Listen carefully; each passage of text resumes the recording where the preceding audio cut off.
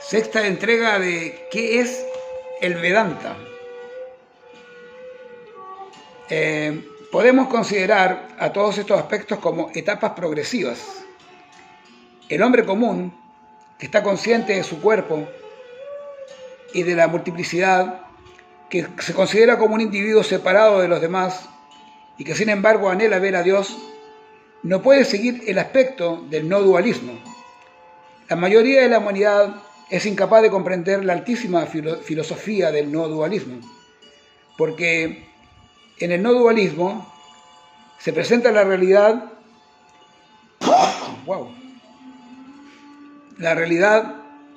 la existencia como absoluta, abstracta, sin forma. El hombre común necesita de un Dios personal, para fijar su mente en él. Para eso, no hay mejor ejemplo de las encarnaciones divinas. Uno no puede imaginar un Dios personal más excelso que el que se manifiesta como Dios hombre.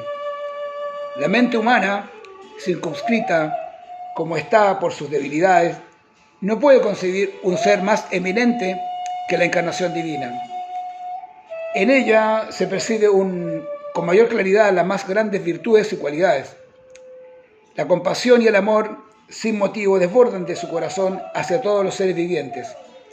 Ella es la personificación de la verdad, lo mismo que de otras magnas cualidades. Por consiguiente, la adoración a ellas es conceptuada como igual a la de Dios. Todos los vedantistas están de acuerdo sobre 3 puntos.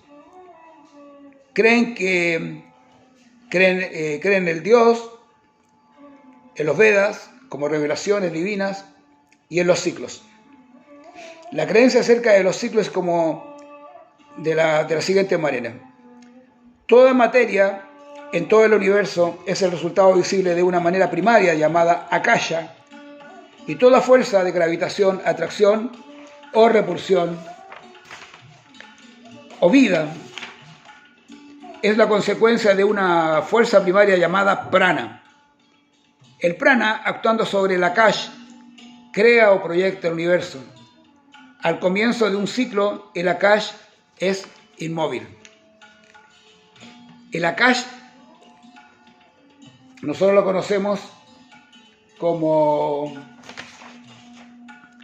el éter, ¿no? Hay 5 elementos y el quinto elemento es el éter.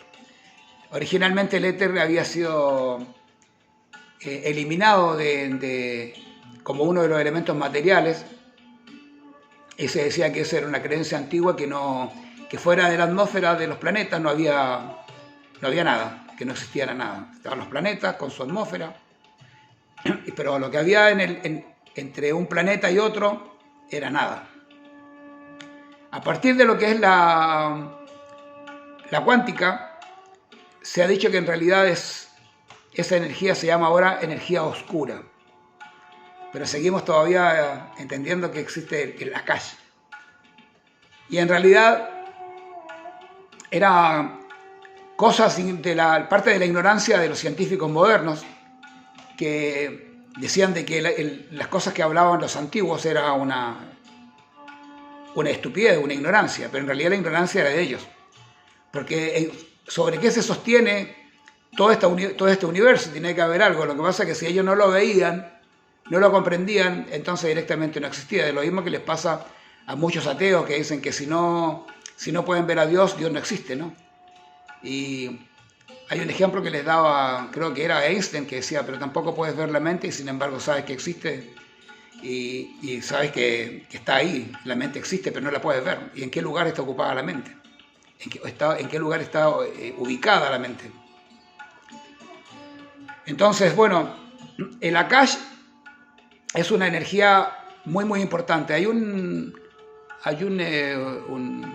video donde se habla acerca de esto, que se habla acerca de lo que es la energía cuántica, en la cual se dice que con 1 metro cuadrado de energía akáshica, ¿no? Este éter que está fuera de lo que es el sistema, fuera de los planetas, esta energía oscura que le llaman ahora, solamente con 1 metro cuadrado de Akash, esa energía podría hacer hervir los 3 océanos grandes de la Tierra, los podría fundir directamente, solamente con energía de 1 metro cuadrado. O sea, imagínate la energía que significa el Akash, que originalmente decían que esto que no funcionaba, que no existía. Vamos a ver acá, comenzando con lo que es la doctrina del Vedanta. Dice: se considera tradicionalmente que las 3 fuentes de la doctrina Vedanta son, en orden de jerarquía, las siguientes: los Upanishads, que son textos de metafísica, que produjeron un quiebre con la religión del Rig Veda, que es el texto más antiguo de la India; el Vedanta Sutra arriba mencionado, y el Bhagavad Gita, poema compuesto de 700 versos, incluido en el inmenso Mahabharata. Adicionalmente se considera parte de la doctrina Vedanta los comentarios tradicionales de los sabios que dan origen a esta interpretación final de las enseñanzas védicas, que hicieron de esta interpretación final de la enseñanza védica. Principalmente Shankara, que comentó los 11 Upanishads principales, el Brahma Sutra y el Bhagavad Gita. Después hay interpretaciones de muchos maestros que han hecho sus comentarios acerca de estos libros. En Bhagavad Gita ha tenido grandes comentarios. Uno de los más famosos en la última época son los comentarios de Srila Prabhupada, que trajo el Bhagavad Gita tal como es, por ejemplo. Y también ha presentado el Sri Upanishad, que ha hecho una traducción de él. Pero hay muchas interpretaciones de los libros de la India. Por último, existe una serie de tratados preliminares que sirven de introducción a la comprensión y práctica de la doctrina Vedanta y son llamados prakaranas. Entre ellos se destacan el Atma Bodha, inteligencia del propio yo, de Sankara; el Viveka Chudamani, joya cimera del discernimiento, también del mismo autor; el Driksha Viveka, discernimiento entre el vidente y lo visto; el Vedanta Sara, esencia del Vedanta;